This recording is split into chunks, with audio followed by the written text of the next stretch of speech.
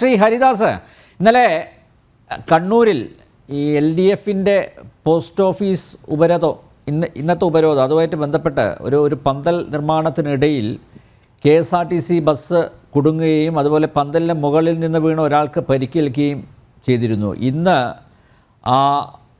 Post office ഉപരോധം ഗതാഗത സ്തംഭനത്തിന് ഇടയാക്കി. നാട്ടുകാർക്ക് വലിയ പരാതിയായിരുന്നു. കോർപ്പറേഷൻ്റെ അനുമതി വാങ്ങാതെയാണ് പരിപാടി സംഘടിപ്പിച്ചത്.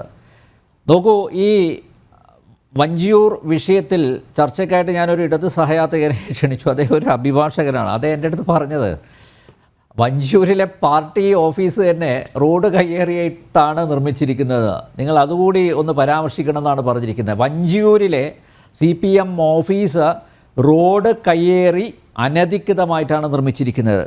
ഞാൻ ഈ ചർച്ചയ്ക്ക് പങ്കെടുത്ത ഒരുപക്ഷെ നാളെ ഞാൻ ഹൈക്കോടതിയുടെ മുന്നിൽ പോയി നിൽക്കേണ്ടി വരും. അതുകൊണ്ട് എന്നെ ഒഴിവാക്കണമെന്നാണ് പറഞ്ഞിരിക്കുന്നത്. പാർട്ടിക്കാർക്ക് തന്നെ കൃത്യമായിട്ട് അറിയാം നിയമവിരുദ്ധ പ്രവർത്തനങ്ങൾ.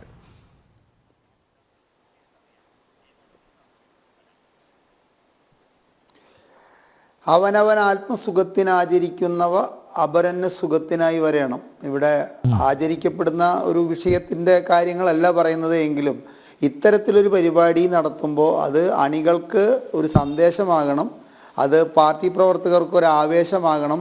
അത് നടുറോട്ടിൽ ചെയ്താലേ അവർക്ക് ഇതൊക്കെ ആവുള്ളൂ എന്ന നിലയിലേക്ക് ഈ പാർട്ടിയെ കൊണ്ടുചെന്ന് എത്തിച്ചു കഴിഞ്ഞു എന്നതിൻ്റെ ഉദാഹരണമാണ് ഇപ്പം ഇന്ന് വഞ്ചിയൂരിൽ നമ്മൾ കണ്ടുകൊണ്ടിരിക്കുന്നത്.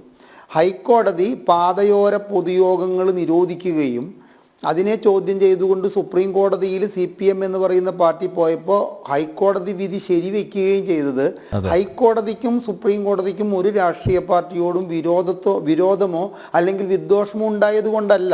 പാതയോരങ്ങളിൽ ഇത്തരത്തിലുള്ള പ്രശ്നങ്ങൾ, ഇത്തരത്തിലുള്ള പൊതുയോഗങ്ങൾ നടക്കുമ്പോൾ ഉണ്ടായേക്കാവുന്ന അപകടങ്ങൾ മുന്നിൽ കണ്ടുകൊണ്ട്, ജനങ്ങളുടെ ജീവൻ്റെ സുരക്ഷ മുന്നിൽ കണ്ടുകൊണ്ടാണ് ഹൈക്കോടതി അത് പറയുകയും സുപ്രീം കോടതി അത് ശരിവെക്കുകയും ചെയ്തത്. അത്തരത്തിൽ ഹൈക്കോടതി ആ വിധി പുറപ്പെടുവിച്ചപ്പോൾ ആ ജഡ്ജിയെ ശുംഭൻ എന്ന് വിളിച്ച ഒരു പാർട്ടിയുടെ ഇത്തരത്തിലുള്ളൊരു പരിപാടിയെ ഇത്തരത്തിലൊരു ചർച്ച ചെയ്യേണ്ട കാര്യമുണ്ടോ എന്ന് സത്യത്തിൽ എന്നെ അഭയദേവ് വിളിച്ചപ്പോൾ ഞാൻ ആലോചിച്ചു കേട്ടോ. കാരണം ഈ പാർട്ടിയിൽ നിന്ന് വിവേകപരമായിട്ടുള്ള എന്താണ് ഉണ്ടായിരിക്കുക?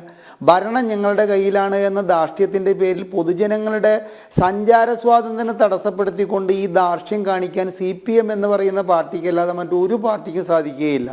ഈ ഇന്ത്യയിൽ ഇന്ന് ജനാധിപത്യപരമായി പ്രവർത്തിക്കുന്ന ഒരു രാഷ്ട്രീയ പാർട്ടിയും ഇന്ന് ഈ കാണിച്ചിട്ടുള്ള അസംബന്ധം കാണിക്കില്ല. കാരണം ഇവിടെ ചർച്ചയുടെ തുടക്കത്തിൽ ഗോകുൽ പറഞ്ഞതുപോലെ തന്നെ എന്തെല്ലാം ആക്സസുകൾ ഈ സ്റ്റേജ് കെട്ടിയ റോഡിലൂടെ ഉണ്ട് എന്നുള്ളത് മനസ്സിലാക്കാൻ വിവേകം വേണം. അതിന് വിദ്യാഭ്യാസത്തിൻ്റെ കാര്യം ഇവിടെ രാഷ്ട്രീയക്കാർക്ക് പറഞ്ഞു. ഞാൻ അതിനോട് യോജിക്കുന്നില്ല. കാരണം ഇന്ത്യൻ ഭരണഘടനയുടെ എവിടെയും രാഷ്ട്രീയക്കാർക്ക് വിദ്യാഭ്യാസം വേണമെന്ന് എഴുതി വെച്ചിട്ടില്ലെന്ന് പണ്ട് ഹൈക്കോടതിയുടെ തന്നെ എനിക്ക് തോന്നുന്നത് ജസ്റ്റിസ് പരിപൂർണൻ്റെ ഒരു വിധി ഉണ്ട് എന്നുള്ളതാണ്. കാരണം ഈ വിദ്യാഭ്യാസപരമായിട്ട് അന്ന് നിയമസഭയിൽ തുണി പൊക്കി കാണിക്കലും ഒക്കെയുള്ള പ്രശ്നങ്ങളൊക്കെ ആയിട്ട് പോയപ്പോൾ അങ്ങനെ വിദ്യാഭ്യാസം വേണമെന്നില്ല, പക്ഷെ വിവേകം വേണം. ആ വിവേകമില്ലാത്തവർ രാഷ്ട്രീയക്കാരായിട്ട് വന്നിട്ട് നമ്മളെ ഭരിക്കാൻ തുടങ്ങിയാലുള്ള ദൂഷിത ബലമാണ് ഇപ്പം ഇന്ന് തിരുവനന്തപുരത്ത് ഉണ്ടായിരിക്കുന്നത്, ഇന്നലെ കണ്ണൂരും ഉണ്ടായിരിക്കുന്നതെന്ന് നമ്മൾ മനസ്സിലാക്കണം. എന്താണ് ഇവർ ഇതുകൊണ്ട് ഉദ്ദേശിക്കുന്നത്? പോലീസ് ഞങ്ങളുടെ കയ്യിലാണ്, പോലീസ് ഞങ്ങൾക്കെതിരെ ഒരു നടപടിയും എടുക്കില്ല എന്ന നിലയിലേക്കുള്ള കാര്യങ്ങളാണോ ഒരു കോടതി? വഞ്ചിയൂർ എന്ന് പറഞ്ഞു കഴിഞ്ഞാൽ ഞാൻ തിരുവനന്തപുരത്ത് പലതവണ വന്നിട്ടുണ്ടെങ്കിലും വഞ്ചിയൂരിനെ ഞാനറിയുക കോടതി സമുച്ചയം നിലനിൽക്കുന്ന ഒരു സ്ഥലമാണെന്നുള്ളതാണ്. അപ്പോൾ ഇവിടുത്തെ ഒരു ചെറിയ പ്രശ്നം ശ്രീ അനിൽ നമ്പ്യാർ പറഞ്ഞു പോവാതിരിക്കാൻ തരമില്ല. ഇവിടെ കോടതിയും നിസ്സഹായരായിരിക്കുകയാണ് രാഷ്ട്രീയക്കാരുടെ മുമ്പിൽ. ഇപ്പോൾ ഈ ഒരു 4 ദിവസം മുമ്പ് ഇവിടെ ഒരു ഹൈക്കോടതി ജഡ്ജിക്ക് നിയമം നടപ്പിലാക്കാൻ വേണ്ടിയിട്ട് അദ്ദേഹത്തിൻ്റെ കൺമുന്നിൽ കണ്ടിട്ടുള്ള അദ്ദേഹത്തിൻ്റെ ജഡ്ജ്മെൻറ്റ് നടപ്പിലാവുന്നില്ല എന്ന് പറഞ്ഞുകൊണ്ട് മറ്റേ കോർപ്പറേഷൻ്റെ സെക്രട്ടറിയെ വിളിച്ചു വരുത്തേണ്ട ഒരവസ്ഥ സംജാതമായെങ്കിൽ അത് കോർപ്പറേഷൻ്റെ സെക്രട്ടറിയുടെ ഭരണപരാജയമായിട്ടല്ല ഞാൻ കാണുന്നത്. എന്തൊരു വിരോധാഭാസമാണ് ഈ പറയുന്നത്. അപ്പോൾ എനിക്കുണ്ടായ ഒരു അനുഭവം പറയാൻ വേണ്ടിയിട്ട് അനിൽ നമ്പ്യാർ എനിക്കൊരു ചെറിയ സമയം തരണം. ഞാനും ഒരു പത്രപ്രവർത്തകനും കൂടിയിട്ട് ഇവിടെ ശ്രീ നാരായണക്കുറുപ്പ് പുകവലി നിരോധിക്കുക, അതുമാതിരി തന്നെ ഒരുപാട് ജനോപകാരപ്രദമായിട്ടുള്ള ഈ പൊതുതാൽപര്യമുള്ള വിഷയങ്ങൾ കൈകാര്യം ചെയ്ത് അദ്ദേഹത്തിന് ഒരു ഇൻ്റർവ്യൂ ചെയ്യാൻ പോയി. അപ്പോൾ അദ്ദേഹം ഈ പത്രപ്രവർത്തകൻ മൈക്കൊക്കെ പിടിച്ചിട്ടാണ് ഇരിക്കുന്നത്. കാരണം അദ്ദേഹത്തിനൊരു ജഡ്ജ്മെൻ്റ് ഉണ്ട്. ഇത് ഈ ഇറച്ചി, അതായത് ഈ രക്താഭിഷക്തമായിട്ടുള്ള ഈ മാടിൻ്റെ ഇറച്ചി ഒന്നും പ്രദർശിപ്പിച്ച് വിൽക്കരുത് എന്നുള്ളത്. അപ്പം ഞാൻ അതിൻ്റെ പിന്നാലെ കൂടിയിട്ട് കുറച്ച് കാലമായി. ഞാൻ അദ്ദേഹത്തിൽ നിന്നൊരു ജഡ്ജ്മെൻ്റൊക്കെ സംഘടിപ്പിച്ചിട്ട്, കാരണം അന്നും ഇന്നും കേരളത്തിൽ എവിടെ പോയാലും, ഇപ്പോൾ രാവിലെ നമ്മൾ പ്രഭാത സഞ്ചാരത്തിന് പോയാലും വൈകുന്നേരം പോയാലും ഈ രക്താഭിഷക്തമായിട്ടുള്ള ഈ പോത്തിനെ രണ്ടാക്കിയിട്ട് 2 കാലുകൾ അകത്തിയിട്ട്. അപ്പോൾ ഒരു കാര്യം മനസ്സിലാക്കണം, 36% വെജിറ്റേറിയൻസ് ഉള്ള ഒരു രാജ്യമാണ് ഇന്ത്യ. അതിൽ തന്നെ 42% കേരളത്തിൽ വെജിറ്റേറിയൻസ് ആണ്. അപ്പോൾ അറപ്പ് തോന്നുന്ന വിധത്തിൽ പ്രഭാതത്തിൽ തന്നെ ഇത്തരത്തിലുള്ള കാഴ്ചകൾ കാണരുത്, ഇങ്ങനെ ഇറച്ചി പ്രദർശിപ്പിച്ച് വിൽക്കരുത് പറഞ്ഞിട്ട് അദ്ദേഹം അതിന് കുറച്ച് മാൻഡേറ്ററി ആയിട്ടുള്ള എങ്ങനെ ചെയ്യണം എന്നുള്ള ഉത്തരവുകളൊക്കെ ഇറക്കിയിട്ടുള്ളൊരു സമയമാണ്. അപ്പോൾ ഞാൻ അദ്ദേഹത്തിന് ഈ വിഷയം ചോദിച്ചപ്പോൾ അദ്ദേഹം പറഞ്ഞു, അദ്ദേഹം യാത്ര ചെയ്യുന്ന ഒരു ലെവൽ ക്രോസിൽ ചെന്നിട്ട് അദ്ദേഹത്തിൻ്റെ കാറ് ട്രെയിൻ പോകാൻ വേണ്ടിയിട്ട് വെയിറ്റ് ചെയ്യുന്ന സമയത്ത് അവിടെ ഈ ഇറച്ചി തൂക്കിയിട്ട് വിൽക്കുന്നത് കണ്ടു. എനിക്ക് അങ്ങേയറ്റം കോപം വന്നു. ഞാൻ ഉടനെ തന്നെ ആ പഞ്ചായത്ത് സെക്രട്ടറിയെ വിളിച്ചു വരുത്തി ഞാൻ നടപടിയെടുത്തു. ഞാൻ അദ്ദേഹത്തിന് ഒറ്റ ചോദ്യം ചോദിച്ചുള്ളൂ, നടപ്പിലാക്കാൻ സാധിക്കാത്ത വിധി എന്തിനാണ് ഈ കോടതിയിലെ ഇത്തരത്തിലെ ജഡ്ജിമാർ പുറപ്പെടുവിക്കുന്നത്? ഞാൻ ഈ പറയുന്നത് കോടതിയെ ലക്ഷ്യമായിട്ട് നാളെ വരികയാണെങ്കിൽ ഞാൻ അതിന് ശിക്ഷ അനുഭവിക്കാൻ തയ്യാറാണ്. ജഡ്ജിമാർ ശ്രദ്ധിക്കേണ്ട ഒരു കാര്യം എന്താണെന്നറിയോ, അവരവരുടെ ജഡ്ജിമെൻറ്റ് കൃത്യമായി നടപ്പിലാക്കാനുള്ള ഒരു സാഹചര്യം നിലനിൽക്കുന്നുണ്ടോ എന്ന് നോക്കിയിട്ട് വേണം ഇത്തരത്തിലുള്ള ജഡ്ജിമെൻറ്റ് നടപ്പിലാക്കാൻ. അതാണ് മിനിഞ്ഞാന്ന് കൊല്ലത്ത് കണ്ടിട്ടുള്ളത്. എന്നെ അങ്ങേയറ്റം വേദനിപ്പിച്ചു. കാരണം ആ ജഡ്ജി ഹൈക്കോടതിയിൽ ഇരുന്നു കൊണ്ട് ഒരു 12-13 പ്രാവശ്യം വിലപിക്കുന്നത് ഞാൻ കേട്ടിട്ടുണ്ട്. അപ്പം നാളെ നമ്മളിപ്പോൾ ഇത് കണ്ടംപ്റ്റ് ഓഫ് കോർട്ടാണ്. കാരണം എന്താ വെച്ചാൽ ഞാൻ ഹർത്താലുമായി ബന്ധപ്പെട്ടിട്ട് ഹൈക്കോടതിയിൽ പോയിട്ട് സമ്പാദിച്ച ഒരു വിധിയുടെ ലംഘനമാണ് ഇപ്പോൾ ഈ തിരുവനന്തപുരത്ത് നടന്നിരിക്കുന്നത്.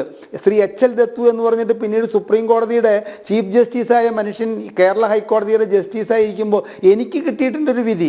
അതായത് ഒരു മനുഷ്യൻ്റെയും സഞ്ചാര സ്വാതന്ത്ര്യം തടസ്സപ്പെടുത്തിക്കൊണ്ട് ഒരു പൊതുയോഗം എന്നല്ല ഒന്നും നടത്താൻ പാടില്ല. ഞാൻ ഹർത്താലുമായിട്ട് ബന്ധപ്പെട്ടിട്ടാണ് പോയത്.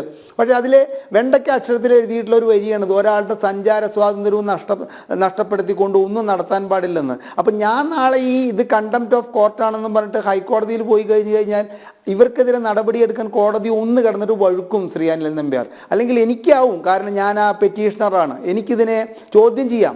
അപ്പോൾ ഇവിടെ നടക്കുന്നത് എന്താണെന്ന് വെച്ച് കഴിഞ്ഞാൽ, നമ്മുടെ ഇവിടെ ഭരണഘടനയെ കുറിച്ചിട്ട് കാര്യമായിട്ട് പറഞ്ഞപ്പോൾ തന്നെ കുന്തവും കൊടച്ചക്രവും എന്ന് ഒരു മടിയും കൂടാതെ തൊഴിലാളി ചൂഷണമാണ്, ബ്രിട്ടീഷുകാരൻ പറഞ്ഞു കൊടുത്ത വരികളാണ് എന്നൊക്കെ പറഞ്ഞ ഒരു മന്ത്രി നമ്മളെ ഭരിച്ചുകൊണ്ടിരിക്കുകയാണ്. അദ്ദേഹം എന്തുകൊണ്ടാണ് തിരിച്ച് മന്ത്രിയായതെന്ന് നമുക്കൊന്നും അറിയില്ല. അദ്ദേഹം മന്ത്രിയാകാൻ ഒരു യോഗ്യതയുമില്ല.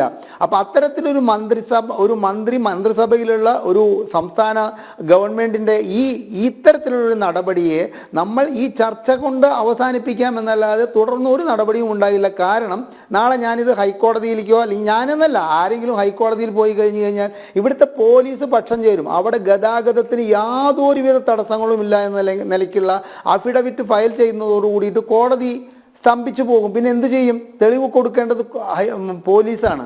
പോലീസ് ഭരിക്കുന്നവരുടെ ചട്ടുകമായിട്ട് മാറുമ്പോൾ ഇത്തരത്തിലുള്ള ബുദ്ധിമുട്ട് നമ്മൾ ഈ ജനാധിപത്യ സമ്പ്രദായത്തിൽ പോലീസിനെ കണ്ടില്ല എന്ന് പറയാൻ പറ്റില്ലല്ലോ. കാരണം പോലീസിന്റെ മൂക്കിന്റെ തുമ്പത്താണ് ഇത് നടന്നിരിക്കുന്നത്. പോലീസിന് കണ്ടില്ല എന്ന് പറയാൻ പറ്റില്ല. മാത്രമല്ല പോലീസ് തന്നെയാണ് വലിച്ചു കെട്ടിയിരിക്കുന്നത്. ആ റോഡിന് ഉപരോധം ഏർപ്പെടുത്തിയിരിക്കുന്നത്, റോഡ് കൊട്ടിയടച്ചത് കേരള പോലീസിൻ്റെ ആ ഒരു ഇതുണ്ടല്ലോ, അത് വലിച്ചു കെട്ടിയാണ്, ആ ഒരു ചരട് വലിച്ചു കെട്ടിയാണ് അവിടെ ഇത് ആളുകളെ ബന്ധിച്ചിരിക്കുന്നത്. അപ്പോൾ നോക്കൂ, പോലീസിന് കൈയെഴുകാൻ പറ്റുമോ? മുൻകാല അനുഭവങ്ങൾ വെച്ചിട്ട് കോടതിയിൽ വന്നിട്ട് സർക്കാരിനെതിരായിട്ടുള്ള എന്തൊരു കാര്യത്തിലും നമ്മുടെ സംസ്ഥാന പോലീസ് ഭരിക്കണ ഗവൺമെൻറ്റിനെതിരായിട്ട് ഒരു വരി അടങ്ങുന്ന ഒരു അഫിഡവിറ്റ് കൊടുത്തിട്ടുള്ള ചരിത്രമില്ല ശ്രീ അനിൽ നമ്പ്യാർ. ഞാൻ ഈ ഹൈക്കോടതിയിൽ കുറേ പൊതുതാൽപര്യ ഹർജികളും ഇത്തരത്തിലുള്ള കാര്യങ്ങളും വ്യവഹാരങ്ങളുമായി ബന്ധപ്പെട്ടിട്ട് കൈകാര്യം ചെയ്തിട്ടുള്ള എൻ്റെ അനുഭവത്തിൽ ഇപ്പോൾ നമ്മൾ ഈ ഇടതുപക്ഷ സർക്കാരിൻ്റെ, പ്രത്യേകിച്ച് ഈ ഇടതുപക്ഷ സർക്കാരിൻ്റെ ഭരണകാലത്ത്, അത് UDFൻ്റെ ഭരണകാലത്ത് നമുക്ക് പത്രം പറയാനല്ലേ ഉള്ളൂ, കാരണം അവിടെ BJP ഭരിച്ചിട്ടില്ലല്ലോ. അത് കാരണം കൊണ്ട് UDFൻ്റെ ഭരണകാലത്തുള്ളതിനേക്കാൾ ഭരിക്കുന്നവരെ അങ്ങേയറ്റം നമ്മൾ പറയില്ലേ, ഈ കിങ് ജോങ് ഉന്നിനെ കണ്ടിട്ടുള്ള അവിടുത്തെ ആ രാജ്യത്തെ പട്ടാളക്കാരുടെ അവസ്ഥയിലാണ് ഇവിടുത്തെ പോലീസ് ഇവിടുത്തെ ഈ പിണറായി വിജയനെയും സർക്കാരിനെയും കാണുന്നത്. അവർക്കെതിരായിട്ട് ചെറുവിരൽ അനക്കാൻ പോകുന്നില്ല. ഇപ്പം ഇന്ന് യൂണിവേഴ്സിറ്റി ഈ വിഷയത്തിൽ നിന്ന് വ്യതിചലിച്ചുകൊണ്ട് പറയില്ല, ഇന്ന് യൂണിവേഴ്സിറ്റി കോളേജിൽ ഉണ്ടാവേണ്ടത് ഭരണഘടനയിൽ പറഞ്ഞിട്ടുള്ളതാണോ, ജനാധിപത്യത്തിൽ പറഞ്ഞിട്ടുള്ളതാണോ, വിദ്യാർത്ഥി സംഘടനയുടെ ഏതെങ്കിലും വകുപ്പുകളിൽ എഴുതി വെച്ചിട്ടുള്ള സംഭവമാണോ? ഒരു വികലാംഗനെ കാല് ചവിട്ടി പിടിച്ചിട്ടുള്ള സംഗതികൾ നിങ്ങൾ ടി വിയിൽ കാണിക്കുന്നത് കണ്ടപ്പോൾ നമ്മുടെ ഒരു മനുഷ്യത്വപരമായിട്ടുള്ള എന്താണ് നമ്മൾ മനുഷ്യർ എന്താണ് മറ്റുള്ള എന്താണ് സഹജീവിയോട് സ്നേഹം കാണിക്കലാണ് കമ്മ്യൂണിസം എന്ന് പറയുന്നു. ആ സഹജീവിയോടുള്ള സ്നേഹമാണ് ഒരു വികലാംഗനെ ക്രൂരമായിട്ട് പീഡിപ്പിക്കുക എന്നുള്ളത്. അപ്പം നടക്കാൻ പാടില്ലാത്തതൊക്കെ നടക്കുമ്പോൾ അതൊക്കെ ഇത്തരത്തിലുള്ള ചർച്ചകൾ ചെയ്തുകൊണ്ട് നമുക്കൊക്കെ പറഞ്ഞ് ജനശ്രദ്ധയിൽ കൊണ്ടുവരാമെന്നല്ലാതെ ഇതിൽ തുടർ നടപടികളൊന്നും ഉണ്ടാവുമെന്ന് എനിക്ക് തോന്നുന്നില്ല.